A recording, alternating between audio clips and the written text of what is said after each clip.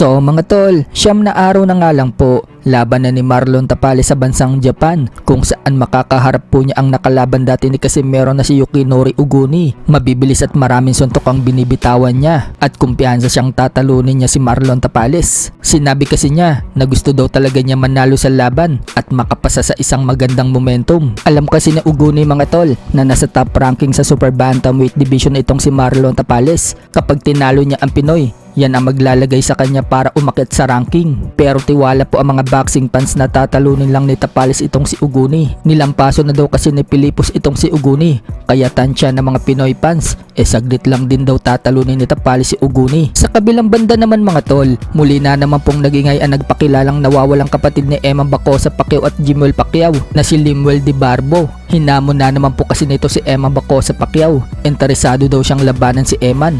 Parehas daw silang lumalaban ngayon sa 8-rounder. Makipag-negotiate daw ito sa kanya at maglaban daw sila sa Asia Championship belts sa ABF, WBC, WBF at kung ano pa man daw yan. Bibigyan pa daw niya ng partida itong si Eman. Aakyatin daw niya ito sa lightweight division.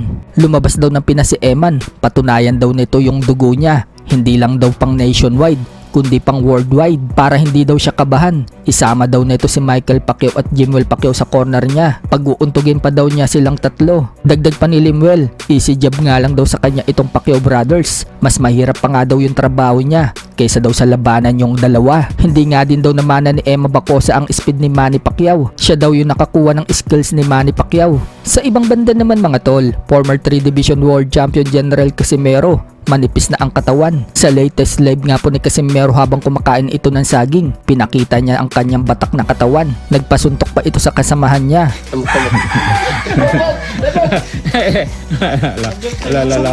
Sumbag mo!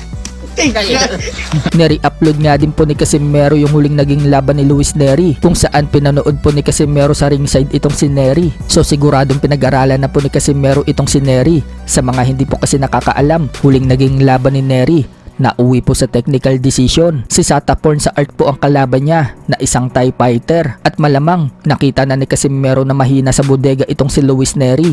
Makailang beses po kasing ininda ni Nery yung mga suntok ng Thai sa bodega niya. Panay pareklamo ni Nery sa referee at sinasabing nalolow blow siya. So kung hindi lang nagkauntugan silang dalawa, baka umabot pa sa round 10 yung laban ng hindi napapabagsak ni Nery itong Thai fighter. Kinakain lang kasi ng Thai fighter ang suntok ni Nery. Tinigil ng doktor yung laban dahil malaki na yung cut ni Nery sa itaas ng mata. 状態で打ってくれるんで、逆にあれ打たして、ボディもうああいう近くで出るぐらいじゃないと、おボディなんからいったでボディはいいですよ、これあのボディがなくなるんで、はいカウンターのボディが、そうですねはいまあ